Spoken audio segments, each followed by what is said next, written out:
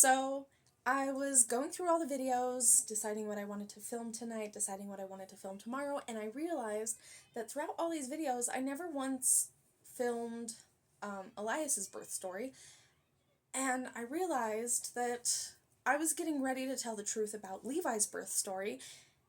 I should probably share the birth story of my oldest son, because I tried so hard to not share that story because it wasn't a good story. So that's what we're going to talk about today. So there's not a video attached to this. It is just going to be Eli's full, unedited birth story. Enjoy.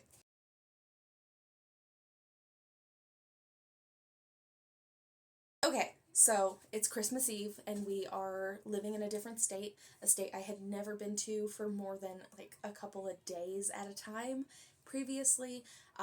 We moved because it was cheaper and he wanted to be closer to his family because he was like it was going to be better for us. Yeah, in all honesty, it was because he wanted to get me further from my support systems because none of them liked him. But Christmas Eve, we've been there a week, and I'm on the phone with my mom because it's Christmas Eve. And I'm asking them what they did for dinner, like checking on how everybody is, saying hi to all my family, just enjoying a phone call with my mother, telling her that I made a horrible mistake because I decided to watch Bird Box, and then I couldn't make it past the beginning of it because I was like, I'm too pregnant to watch this pregnant lady fall on her stomach. What is she doing? I understand panic, but like, girl, Sandra, stop it. I couldn't handle it. And as we're sitting there on the phone and I'm talking, it felt like a balloon popped in my stomach and I felt a gush just go down my pant leg. And at first I was like, well, the pop was weird, but I think I just peed. And so I tell my mom, I think I just peed myself. And she's like, that's gross. Thanks for sharing. I didn't want to know that. And I was like, okay, I'm going to go to the bathroom, but I'm not going to hang up because I still want to talk to you. On video call. So I'm in the bathroom, still talking to her, and I'm like, Mom, it's still coming out of me. Like, I think my water broke. And she goes, so go to the hospital. Me being me, I was like, well, let me be sure, okay? And by being sure, I mean, Mom, I tell her this on the phone, Mom, I'm going to flip the camera around and I'm going to point it in the toilet bowl and you tell me if you think that looks like pee. And she goes, Angie, I swear. And I flip the camera around and I'm like, does that look like pee?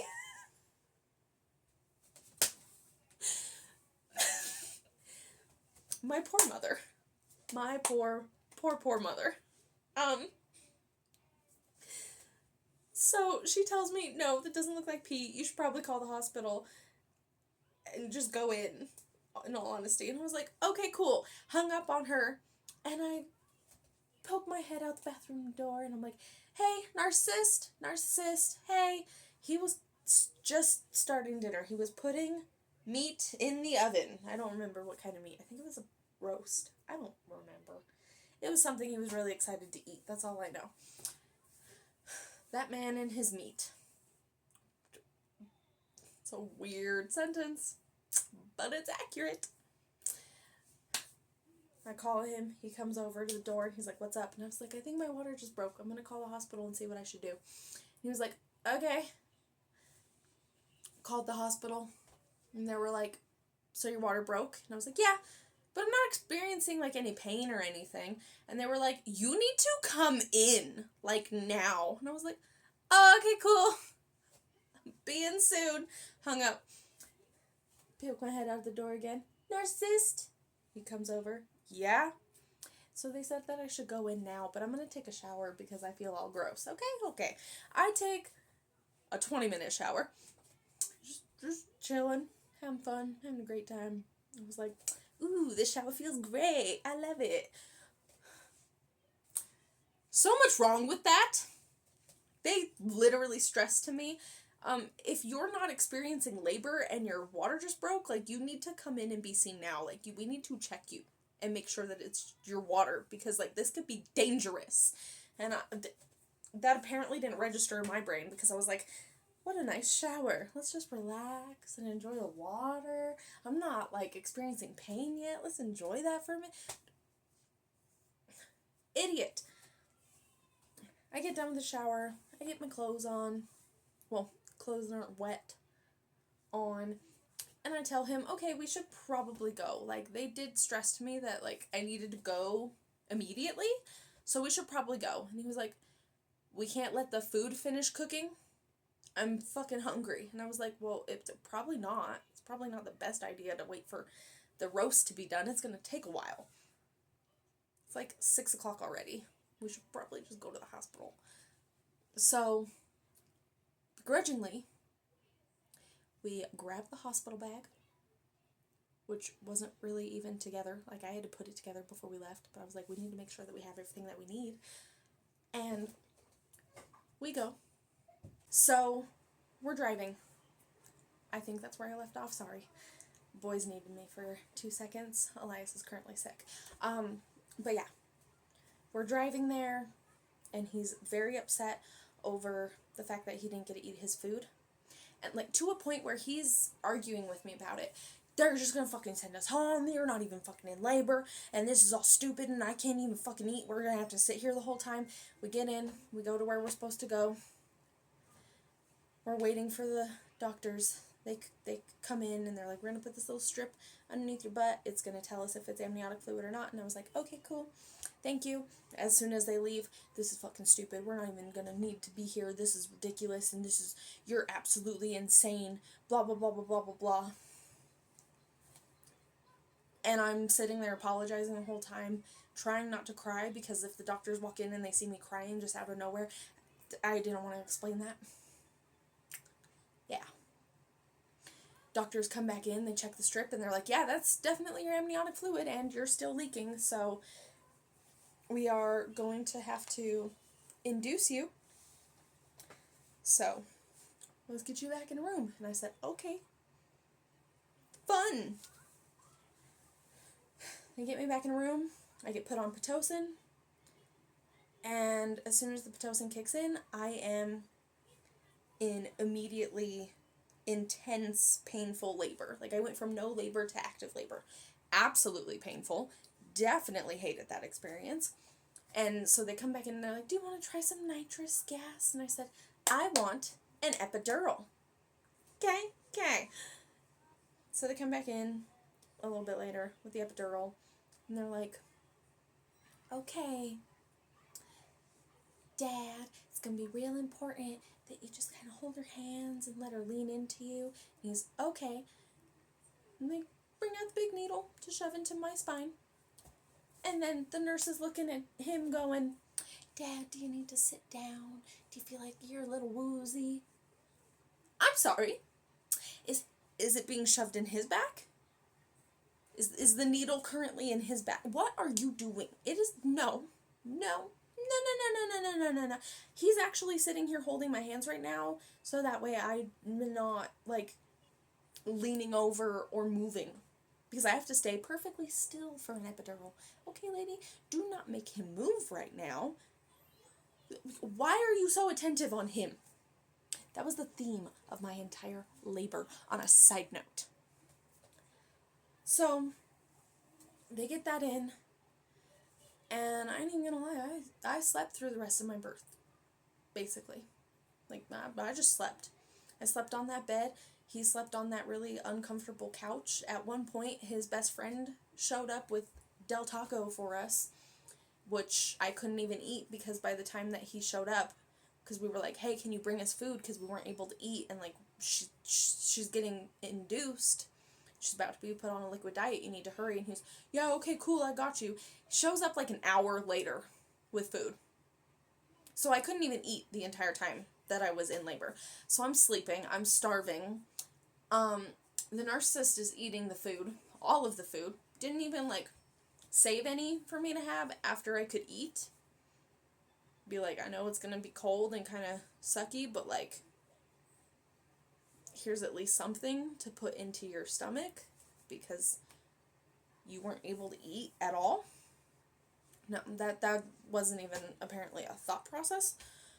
He didn't even offer it. He didn't even let it be a choice for me. He just ate all the food. So the entire time that we're waiting for baby to be ready, he's running to the bathroom.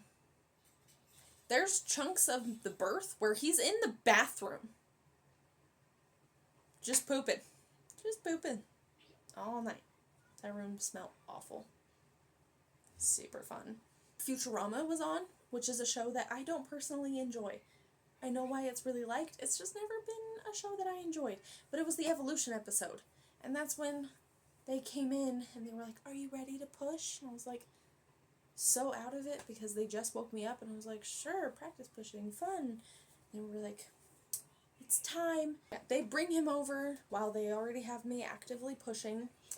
And they're like, "Get ready. It's go time." And then they're asking him if he wants water or needs anything. And I'm like, are you kidding me right now? Are you absolutely kidding me right now? We don't need to be this attentive to him during my birthing experience. Like, can we, like, not focus on me who's pushing a baby out of a hole right now, please? Not to make it all about me, but I feel like right now it's kind of all about me. Just a little bit. Just a little bit. So they were like, "Okay, here's your baby. You have some tearing down here, so we're going to stitch you up." Now, side note, I found out that they absolutely gave me a husband stitch. And I know that because he didn't even let me wait the 6 weeks that I had to wait before he was like, "Hey, it's go time and I'm going to start messing around with you again." And the amount of visceral pain that I was in, unbelievable. I also had a spinal headache because shortly after we got moved into the room that you go to after the labor room, like labor and delivery room, the like hospital stay room, they left that in case they needed to put any like stuff into my spine to stop the chances of a spinal headache. But what happened instead is they came in after I fell asleep, like was taking a nap, finally was able to get some kind of sleep, and I woke up wet and cold. And they came in and they were like, "Oh no," and they just ripped it out. Just ripped it out. I was covered in spinal fluid, and they just took the whole thing out.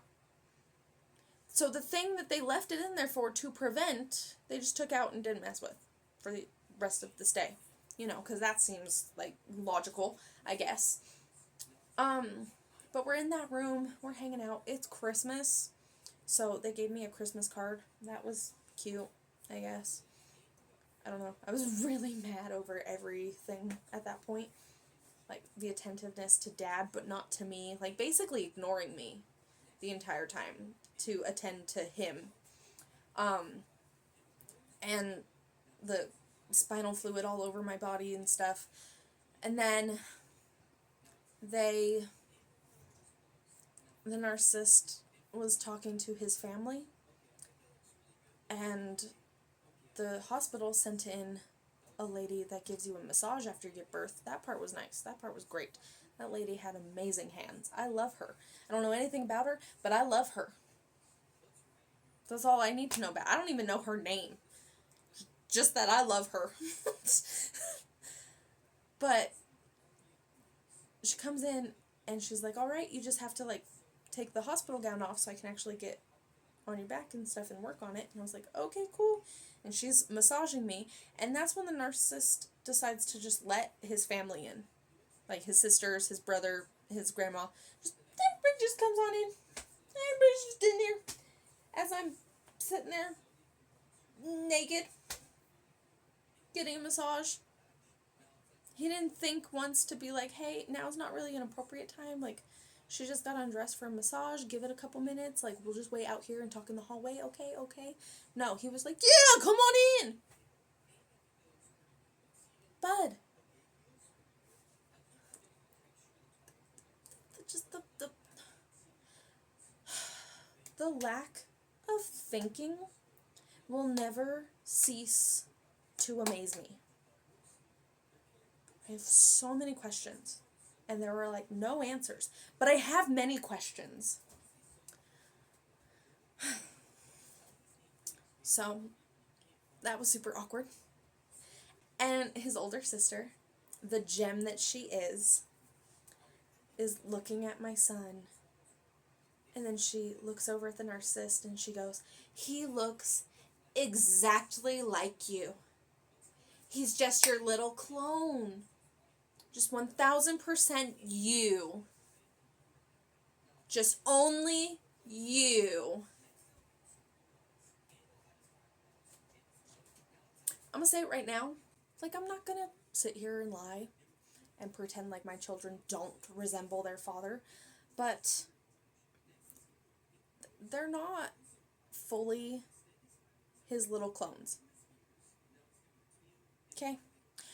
My younger, Levi, looks significantly more like his dad's side of the family, and my Elias looks significantly more like my side of the family. Like, I do see a lot of my features in him more. Like the bigger eyes.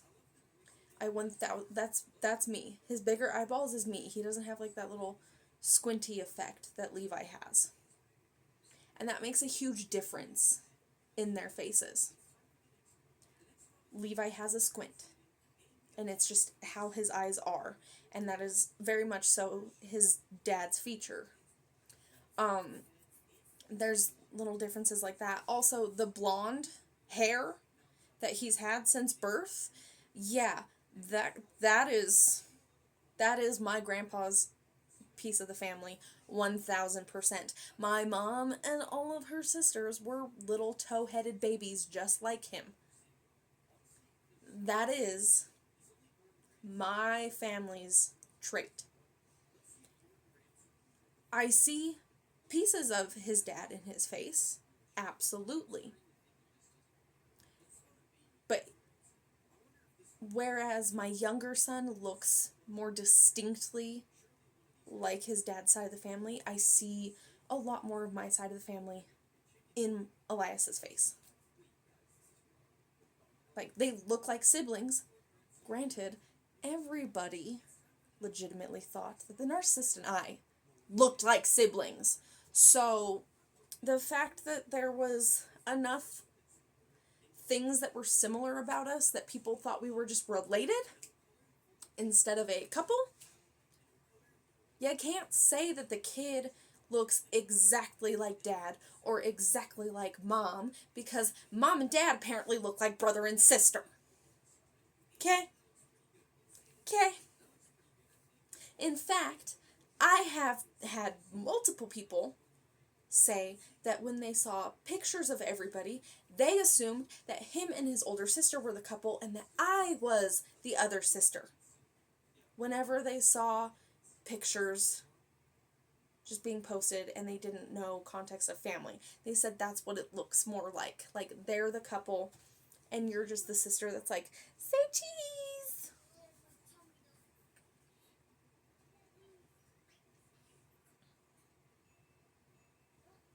No, but I was just the fake wife. Nice to meet ya. How's it going? Going good? Okay, cool. Cool. But yeah. So, rest of the stay, he treated me very nicely. It was very awkward. Very awkward. We got discharged, and then as we're driving around with the narcissist's dad, I was like, I don't feel good. I need to go back to the hospital. And that set him off. Literally been out of the hospital for a day. Went back to the ER because of my spinal headache. They gave me Benadryl and said, go home. They sent me home in tears. Literal tears. And then when I tried to wait inside, they forced me to wait outside in the middle of the night waiting for my ride to come get me. That was I hated that hospital. I hated that hospital. That hospital was the worst hospital I've ever been to. Granted, I haven't been to many hospitals, but like, fuck that hospital. Like, my son's first night out of the hospital, he was with the narcissist's fake mom because she was watching him, which is really confusing since I was in the ER by myself. I don't remember what the narcissist was doing, but he had somebody else watching our son. Because, as he said to his fake mom, oh, I gotta take her to the ER, we're gonna be there. He wasn't with me, though. I had to wait on him to pick me up. And I don't remember why. And, like, we went home, and he didn't go get our son until the morning.